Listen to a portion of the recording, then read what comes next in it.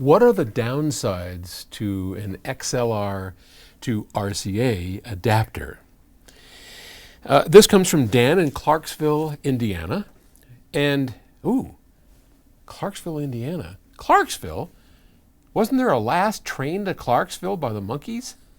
Take the last train to Clarksville. Did it? I wonder if that's the same place. All right. Enough silliness. Hi, Paul. I have an XLO reference XLR cable that I use to connect my DAC to my preamp. I use an XLR to RCA adapter at the preamp because the pre doesn't have a balanced input or outputs for that matter. I'm moving to a new amp that will have both balanced and unbalanced inputs, and I'd like to use a longer run of interconnect from the pre to the amps and want to use a balanced interconnect. Good, because balanced is better than single-ended. What, if anything, am I losing by using an XLR to RCA adapter in either of these applications? Should I change the pre, use an unbalanced run of interconnects? Inquiring minds want to know. Thanks in advance for your response. Well, boy, grab the last train to Clarksville. Whatever happened to the Monkees? What do I remember about the Michael Dolan? I remember that. God, that was the goofiest television show. Anyway, I forgot. Were they fakes? Did they actually do their own music, or was it? I don't remember. Getting old. Well, first off, if we can use XLR, we would like to use XLR. My whole system, everything upstairs, everything I have, even at home, well, except for Terry's little system, but in my home theater, all balanced, all XLR.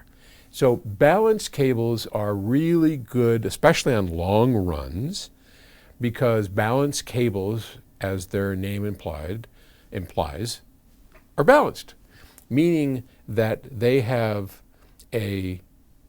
two phases, a plus and a minus phase, so that as one signal is of the music is rising, the other side of the signal is falling, and it's got two wires.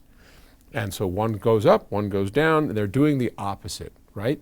And so anything that comes in common that hits both of those two wires at the same time at the other end of the cable is rejected. So things like hum, cell phone noise, anything that comes through that cable and gets through, and plenty does, will be rejected by a proper amplifier at the other end using what's called common mode rejection.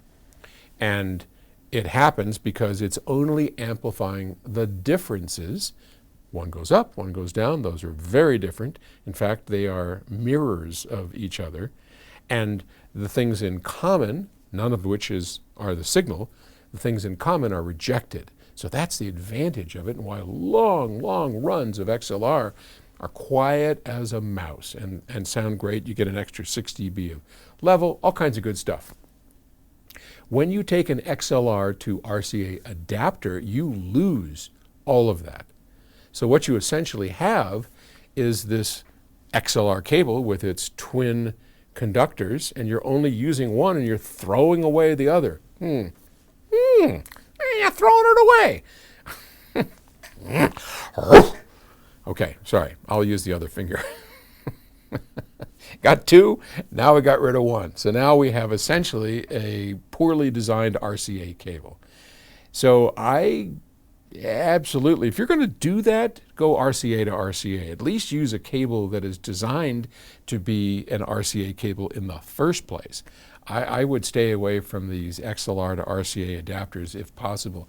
And as for what you should do, well, replace all that stuff with PS audio goods, and then you don't have to worry about it. You can be balanced the whole way. How's that for a shameless plug? I don't know.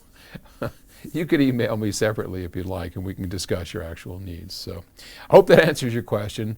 And if you see one of those Monkees running around in Clarksville because they grabbed the last train, say hi to him. All right. I think he's getting dingy. Bye.